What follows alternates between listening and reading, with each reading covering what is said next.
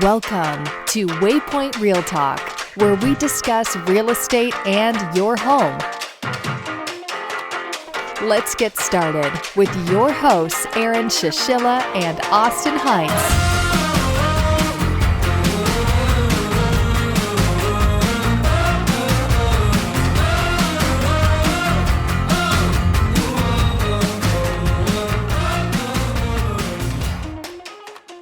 Hello everyone, my name is Aaron with Waypoint Real Talk, and today we have an awesome podcast talking about how to get top dollar for your home. Today we have an awesome guest with Liz Heinkel with Coastal Real Estate Properties Group.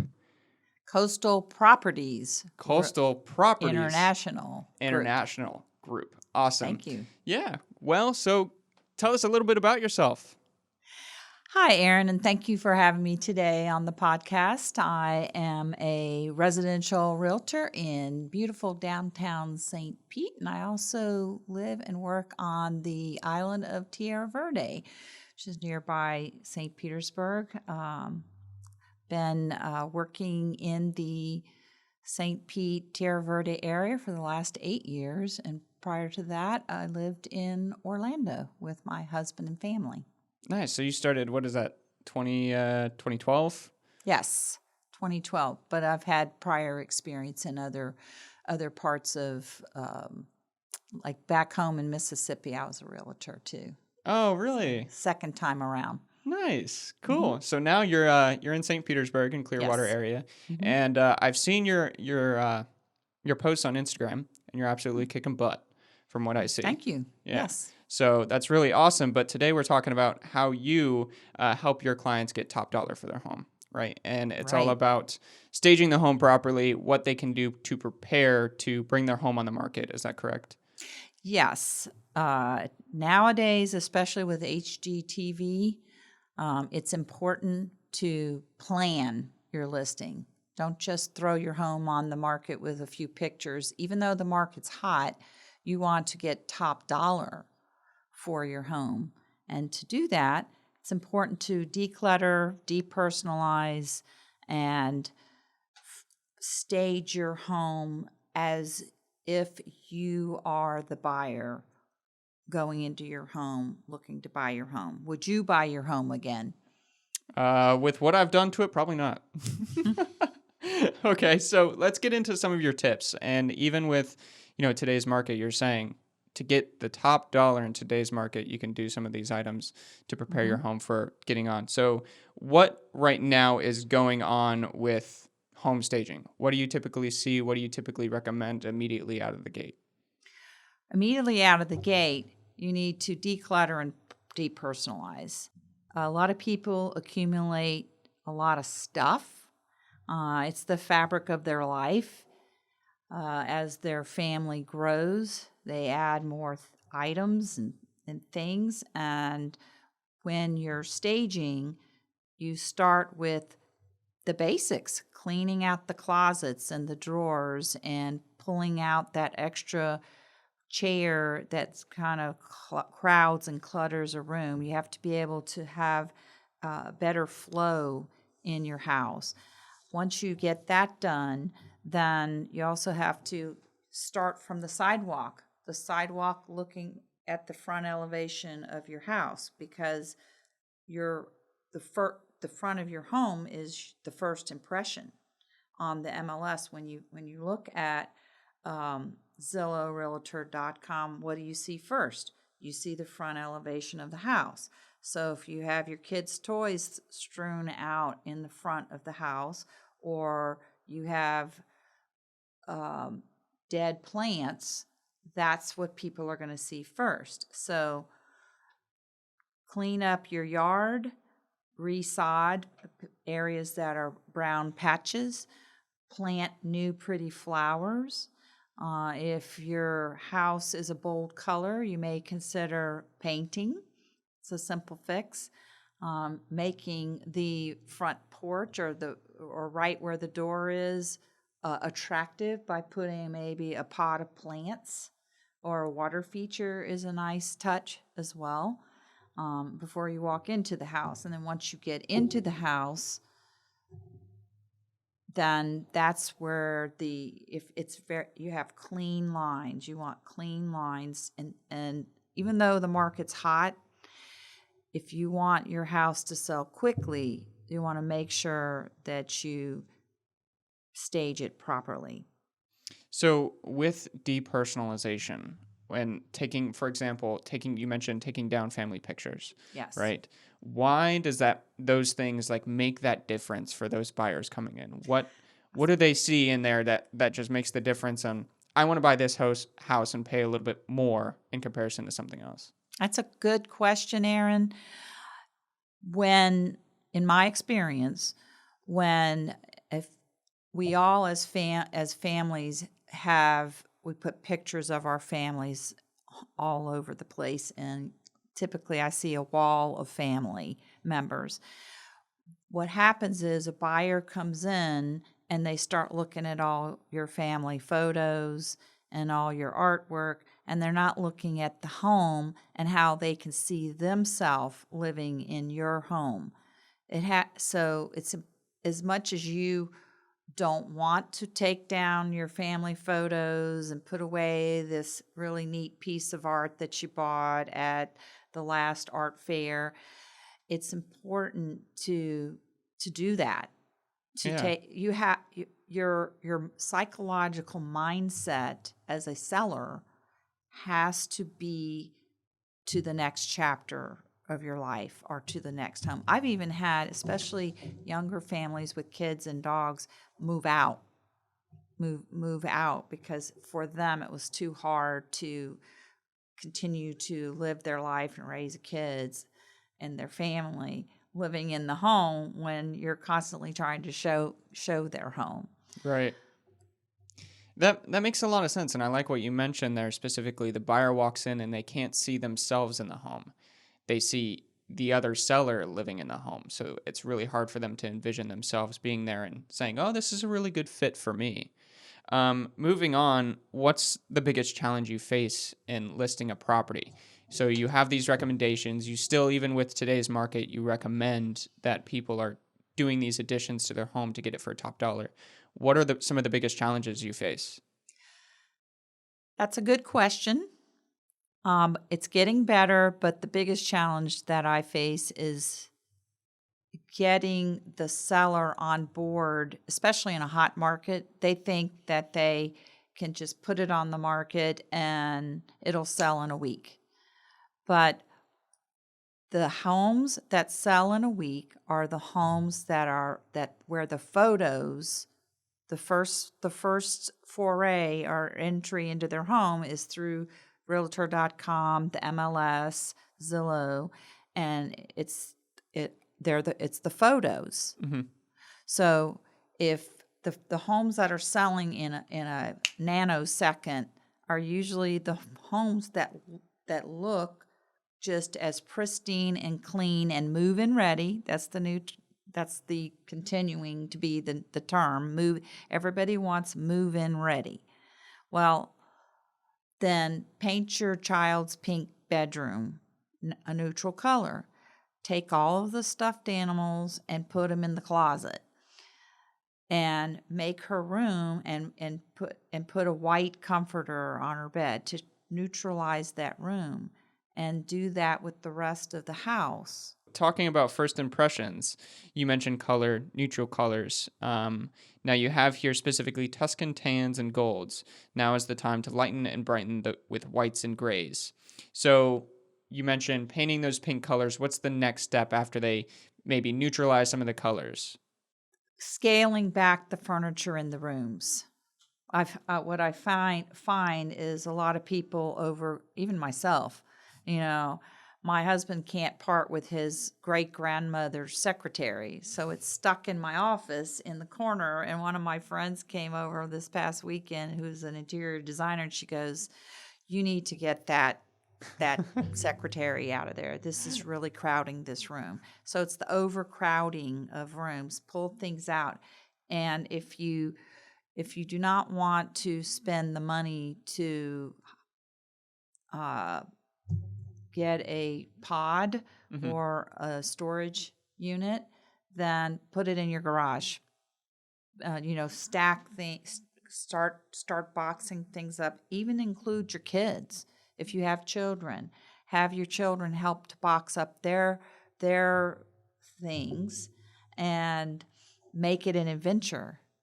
As far as make moving an adventure and fun. You can make it fun. You don't have to make it a drudgery to make your house. And then what happens, which is kind of funny, is you go in and you get the seller to clean and declutter and reorganize the furniture so that the flow of the house is better, and then they start rethinking whether they want to move or not. That happens. It's funny how that works. I think a lot of ways, humans in general, we like collecting stuff and like holding on to it, and we have a hard time just parting with our items. I noticed that with myself. And have you ever heard of like minimalism? Yes. Yeah. Absolutely. So would you agree that like staging is more, not, because I guess there's different levels of minimalism, right? But would you agree that staging, you're more taking on what do I need and leaving it in the home, and what do I don't need and taking those items out? Would you agree with that? Yes. That's a very good comment, Aaron, that in fact, a rule of thumb with just your life from my experience and also what I've studied is, if, say, for instance, you're going to buy a new pair of shoes, then you have to be prepared to get rid of a pair of shoes, like donate it, pass it on. Don't, too many people in our culture in America, they don't get rid of anything. They buy a new set of dishes. They don't pass on an old set of dishes. They buy more towels, and they don't pass on their towels to, clean but used towels to a homeless shelter that could use them. So, but my word of advice is, when you're buying something, be prepared to give something away. So you take in and then you give out. It's a universal law. If you continually take in, then you end up with a really cluttered, crowded space, house, condo, townhome. And then when it comes time to move, you have so much stuff that you have to go through, right? Which reminds me, I need to go through my closet now. I do it every season. Yeah? I do. I heard the rule of thumb was, if you don't use something after 30 days, then try and part with it if you can. I think that's a little too soon. Too soon? 30 days is a lot. I would say if you haven't worn an item in a year or used something in a year, then yes, pass it on. I guess that makes sense when you have winter clothes, or maybe like, I don't know. I'm a guy, so a pair of pants and a polo is great for me. And in Florida, that would work year round. Yep, exactly. Okay, so what about some gorgeous artwork or rugs, or really things that people find, this is a piece of art, this is something that we feel it looks really nice? What do you say about that? Aaron, that's another good question. And it depends upon the piece of art. I had a client that has gorgeous art. That's their passion. They collect artwork. But it's too much. So while you're living in your home, of course, you can hang your artwork all over your walls. But when you're ready to move to that next home or that next stage of your life, it's important to take that artwork off the walls and only use certain pieces that are more neutral. Because what happened, I'll give you an example. It was a condo, and this client tried for a year with another agent to sell a beautiful condo. Beautiful artwork, beautiful oriental rugs on the floors, covering up gorgeous marble flooring.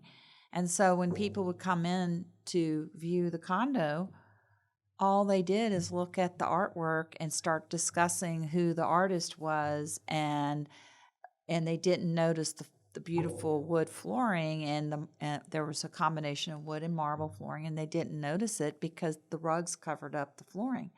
And so when they hired me after that listing expired, they hired me, and I said, well, the first thing you need to do is we need to roll up these rugs so that prospective buyers can see these beautiful wood floors. You can't even see them because of the rugs. And also you need to pack up your family photos and a lot of this art and store it.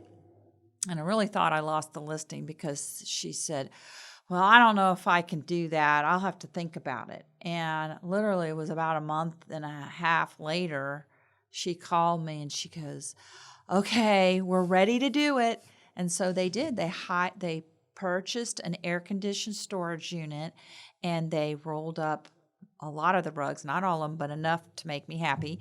And they put the artwork in air-conditioned storage, and we sold that condo in 6 weeks. Wow. So that's just a neat story. That's an extreme, but Mm-hmm. so even expensive, nice art that you would think as a seller, that buyer's going to love this piece. Well, you don't want them to love it too much because they might say, well, I want you to include this this $10,000 light fixture, in the sale. Yeah. No, whatever you want to take with you, roll up, take down, move it out. It was going to be one of my next questions, which you kind of touched on, is do you think that, or do you have it where people maybe get upset that you ask them to depersonalize, declutter, and what do you say to combat some of that? Or to say, if you want to get top dollar for your home, this is what you need to do. Is that kind of just the hard line to where you say, or? Another good question that is that you do walk a fine line. Yeah. Many agents are afraid to talk to a seller about just that, the staging and the decluttering and putting their items away. The answer is I've been working on it because I have lost a listing in particular because I suggested that they paint their home. Mm-hmm. It was a very, very bright yellow. And I said, it would really go a long way if you would paint your home. The end color is a certain shade of white or neutral color. And they did not want to do it. And I guess the way I presented it. So it's just a fine line. You have to walk through the home, and I start getting an eye and figuring out, you got to pick your battles too. Mm-hmm. What's the most important thing for them to do? Well, the most important thing is to get it cleaned and clean up countertops. Mm-hmm. In the bathroom, take all of your shampoos and put them under the sink, out of the way. I don't know if you guys have noticed photos where you've got shampoos and deodorants and toothbrushes and dirty towels just kind of laying around. That's simple to do. That doesn't cost anything to even if you just take them all off and just shove them underneath just for the photos. Yeah. Just to get them out of the photo. That's probably the first item I would tackle with a seller. Mm-hmm. And then I would go to the next level, which is that chair right here is too big for this space. Maybe we should put it, try to find area, right. Rearrange furniture is my next level. And then taking away would be my third level. But you have to be a lot more diplomatic. They are touchy. Yeah. Sellers are touchy. Yeah, I can imagine if you're living in a home for a long time, you really get attached to all those items, and it's hard to make the separation, right? Just think, now I'm actually selling this property. I need to prepare it for the next buyer, the next homeowner that's coming in. Yeah. I'm going to say this too, Aaron. I've used estate sales If it is a home, you mentioned being in a home for a long time. So my older long-term clients, we've had estate sales first. Right. And so they'll get rid of a lot through an estate sale. That's another option. That's a good option. So moving on from home staging, the last item that I'd like to talk about is, we touched on this a little bit before the podcast, which is pre-listing inspections. And what are your thoughts overall on pre-listing inspections? Tell us what you think pre-listing inspections are really good for. We did talk about this, Aaron, and I personally feel like it's an important part of my listing presentation, especially for an older home. And the reason is that, especially in this hot market, because the reason is let's say you get 10 offers and you pick one and you don't know any current items that need to be repaired in your home right now. Okay, so then this buyer, you're under contract, they get an inspection, they find all these items wrong with your home. Wouldn't you, as a seller, want to know ahead of time what they're going to find? Yeah. And whether or not you're willing to fix it? I would. Yeah, that's a great point. So for just a few $100s of cost to the seller to get this inspection done, you're going to know what you're willing to fix and what you can disclose ahead of time, because full disclosure. It's very, very important to also have full disclosure. That's why they call it a seller's property disclosure. Full disclosure on the items that potentially are wrong with the home and that you're not going to fix. Right. And that way, it rectifies that obstacle where the buyer may cancel, because on an as-is contract, the buyer has the right to cancel for any reason. Yeah.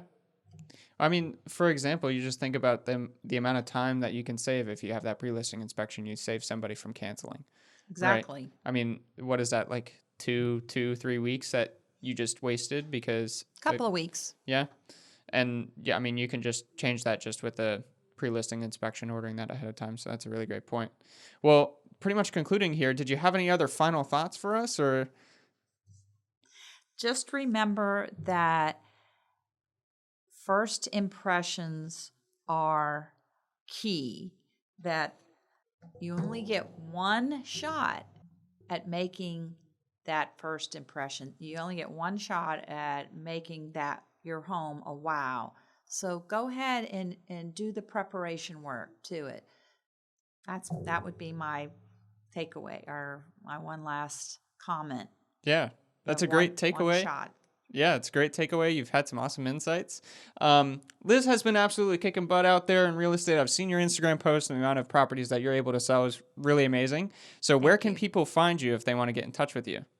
In St. Petersburg, Florida. My office is right downtown.